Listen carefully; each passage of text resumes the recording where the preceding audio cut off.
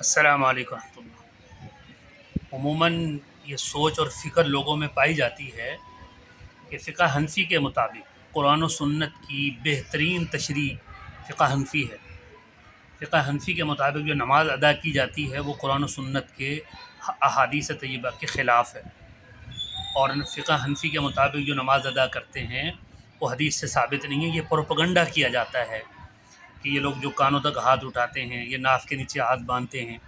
یہ امام کے پیچھے سورہ فاتحہ نہیں پڑھتے، یہ تکبیر تحریمہ کے علاوہ رفع یدین نہیں کرتے، لہذا ان کی نماز سنت کے خلاف ہے۔ یہ پروپیگنڈا کیا جاتا ہے، اور ہمارے نوجوان، ہمارے نمازی، ہمارے نوجوان جو فقہ حنفی سے تعلق رکھنے والے ہیں لیکن نہ علماء کرام سے جڑے ہوئے ہیں، نہ ہی دین اسلام سے اتنا زیادہ جڑے ہوئے ہیں، یوٹیوب کی جو ہے نا وہ کی نسل ہے، وہ یوٹیوب کے شاگرد ہیں۔ وہ یوٹیوب سے کسی بھی مولانا اور ملا کو اٹھایا اور سنا اور بس یہ فیصلہ کر لیا کہ بھئی ہمارے پاس تو دلائل نہیں ہیں، لہذا جو دوسرے لوگ انجینئر مرزا جیسے اور غیر مقلدین اور اس طرح جو لوگ بتاتے ہیں بس ان کے پاس قرآن و حدیث کے دلائل۔ اس چیز کو سامنے رکھتے ہوئے اپنے نوجوانوں کو مطمئن کرنے کے لیے، غیر مقلدوں کے لیے یہ سلسلہ نہیں ہے، وہ اپنی تحقیق پر عمل کریں، اللہ کو وہ جواب دیں۔ ہم تو اپنے نمازیوں کے لیے، فقہ حنفی سے تعلق رکھنے والے، اپنے ہم مشرب جو لوگ ہیں ان کے لیے، اگر کسی کو بحث کرنی ہے تو علماء کرام اور مناظر موجود ہیں، ان سے جا کے متھر ٹکرائیں اور بحث کریں، انشاءاللہ ان کی تسلی بخش اور ان کو جو ہے تشفی جواب ملے گا وہاں سے۔ ہم نے مناظرے کے لیے یہ ویڈیوز ریکارڈ نہیں کی، اصلاح کے لیے اپنی اور اپنے نمازی، اپنا محلہ، اپنے فقہ حنفی سے تعلق رکھنے والے احباب جو یہ سمجھتے ہیں کہ ہمارے علماء کرام کے پاس قرآن و حدیث کے مطابق دلائل نہیں ہیں، ان کے لیے۔ تو بھائیو، نماز شروع ہوتی ہے تکبیر تحریمہ سے،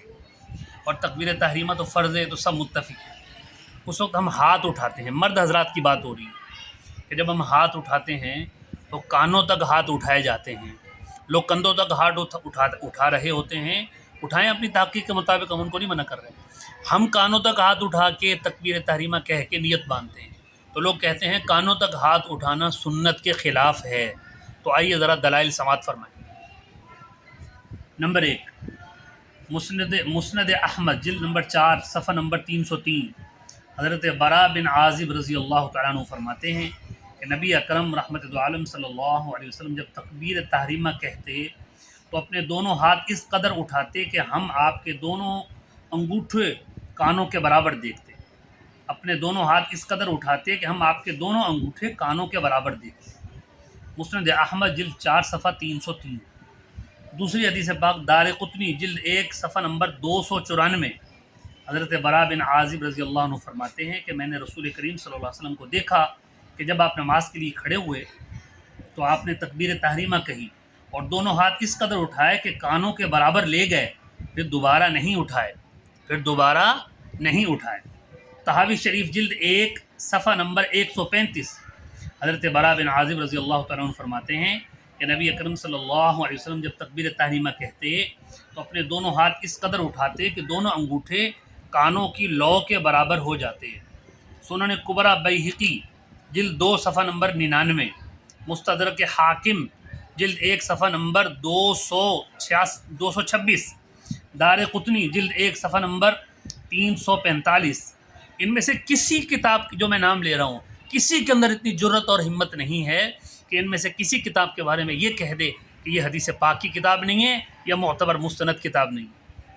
روایت سنیں، حضرت انس رضی اللہ تعالیٰ عنہ فرماتے ہیں کہ میں نے رسول کریم صلی اللہ علیہ وسلم کو دیکھا کہ جب آپ نے تکبیر کہی تو اپنے دونوں انگوٹھے کانوں کے برابر لے گئے، پھر آپ نے رکوع کیا تو اسی طرح سے آپ کا ہر جوڑ اپنی جگہ ٹھہر گیا، اور تکبیر کہہ کر سجدہ کے لیے نیچے گئے تو آپ کے دونوں گھٹنوں نے ہاتھوں پر سبقت کی، یعنی زمین پہلے دونوں گھٹنے رکھے پھر دونوں ہاتھ۔ آگے چلیں، دارقطنی جلد 1 صفحہ نمبر 300، حضرت انس رضی اللہ تعالیٰ عنہ فرماتے ہیں کہ رسول کریم صلی اللہ علیہ وسلم جب نماز شروع فرماتے تو تکبیر کہتے، پھر اپنے دونوں ہاتھ کس قدر اٹھاتے کہ دونوں انگوٹھے کانوں کے برابر ہو جاتے، اور پھر سبحانک اللہم پڑھتے۔ ابو داؤد شریف جلد 1 صفحہ نمبر 105، حضرت وائل بن حجر رضی اللہ تعالیٰ عنہ سے روایت ہے، انہوں نے نبی اکرم صلی اللہ علیہ وسلم کو دیکھا کہ جب آپ نماز کے لیے کھڑے ہوئے تو آپ نے دونوں ہاتھ مونڈوں تک اٹھائے اور انگوٹھے کانوں کے برابر کیے اور پھر اللہ اکبر فرمایا۔ نسائی شریف جلد 1 صفحہ نمبر 102 حضرت وائل بن حجر رضی اللہ تعالیٰ عنہ سے روایت ہے کہ آپ صلی اللہ علیہ وسلم کو میں نے دیکھا کہ جب آپ نے نماز شروع کی تو اپنے دونوں ہاتھ اس قدر اٹھائے کہ دونوں انگوٹھے کانوں کی لو کے برابر ہو گئے۔ مسلم شریف جلد 1 صفحہ نمبر 173 حضرت وائل بن حجر رضی اللہ تعالیٰ عنہ سے روایت ہے، انہوں نے نبی اکرم صلی اللہ علیہ وسلم کو دیکھا کہ آپ نے نماز شروع کی تو دونوں ہاتھ اٹھائے اور اللہ اکبر کہا۔ حدیث کے راوی حمام کا بیان ہے کہ آپ صلی اللہ علیہ وسلم نے نماز شروع کرتے وقت ہاتھ اٹھائے تو کانوں تک اٹھائے۔ مسلم شریف جلد 1 صفحہ نمبر 168 حضرت مالک بن حویرث رضی اللہ تعالیٰ عنہ سے روایت ہے کہ جناب رسول اللہ صلی اللہ علیہ وسلم جب تکبیر کہتے تو اپنے دونوں ہاتھ کانوں تک اٹھاتے۔ انہی سے ایک دوسری روایت میں ہے کہ آپ صلی اللہ علیہ وسلم کانوں کے اوپر کے حصے تک ہاتھ اٹھاتے تھے۔ ایک اور آخر میں سنتے جائیں، مرقات المفاتیح جلد نمبر 2 صفحہ نمبر 254 علامہ طیبی رحمہ اللہ تعالیٰ نے ذکر کیا ہے کہ جس وقت امام شافعی رحمہ اللہ مصر تشریف لائے تو آپ سے سوال ہوا کہ تکبیر تحریمہ کے وقت ہاتھ کیسے اٹھائے ہیں؟